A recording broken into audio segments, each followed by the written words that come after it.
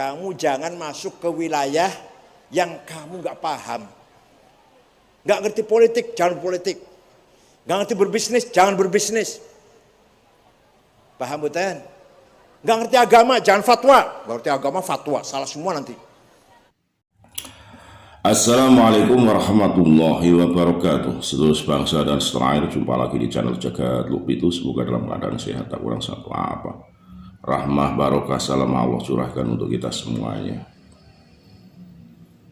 Ada pelajaran yang bisa kita petik dari pidato Kiai Haji Said Akil Sirot, manakala di zaman modern yang sudah terkontaminasi, bahasa terkontaminasi, sebetulnya tidak ini karena kemajuan zaman saja sehingga manusia banyak dimudahkan secara instan untuk berkomunikasi, untuk menjalani hidup di dunia ini.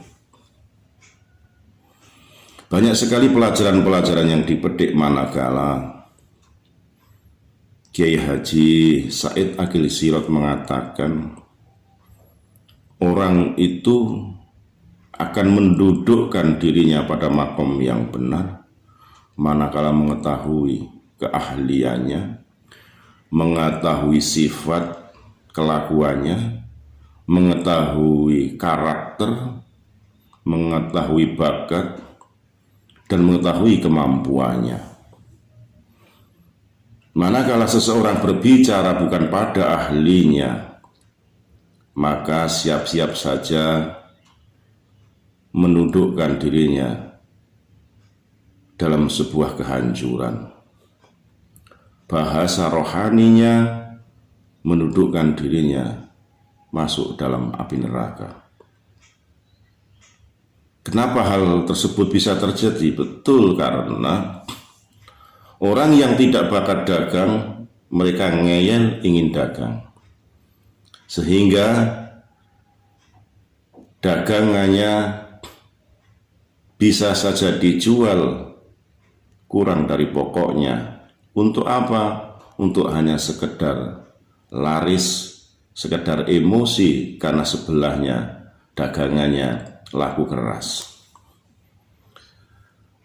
Ada hal lain, orang yang tidak bisa memangku sebuah jabatan sehingga dia didudukkan dalam sebuah tampuk pimpinan sehingga mengambil sebuah keputusan kebijakan yang notabene itu sangat urgent dan penting hingga salah arah dan menimbulkan kebijakan itu menyengsarakan daripada mereka yang dipimpinnya.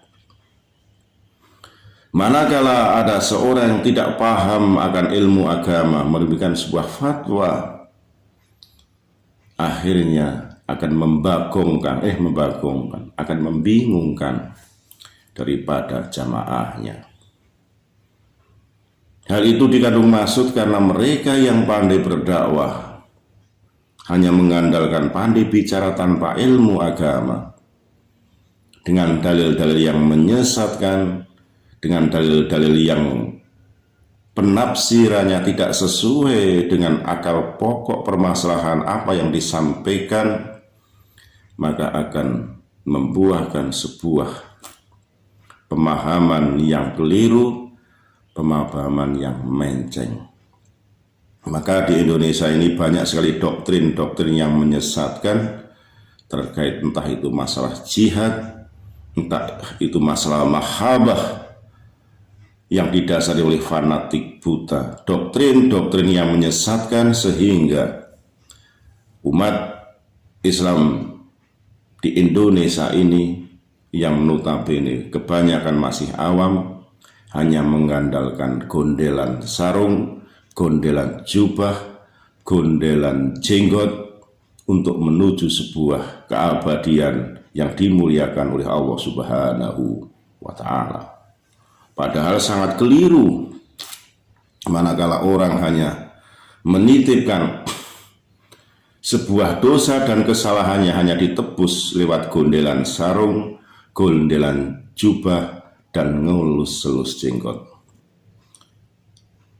kadar kemuliaan seseorang yang mengaku dirinya Islam dan Muslim hanya diukur dengan ketakwaan. Inna akramakum indallahi atqakum. Allah Subhanahu wa ta'ala tidak memandang nasab, tidak memandang paras, ganteng atau cantik, tidak memandang nasab, tidak memandang jabatan, harta, kekayaan.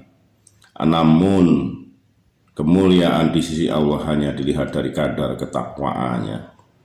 Siapapun yang takwa kepada Allah, entah itu kaya miskin, laki perempuan, entah itu dzurriyyah Rasulullah sekalipun, akan dimuliakan oleh Allah Subhanahu wa ta'ala, manakala ketakwaan, keimanan masih dibawa sampai dengan mereka menuju alam kelanggengan di hadirat Allah Subhanahu wa ta'ala.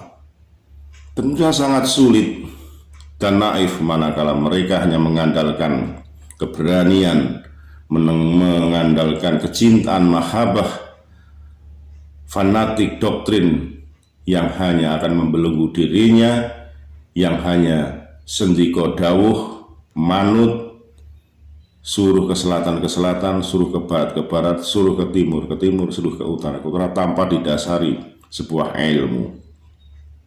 Makalah ilmu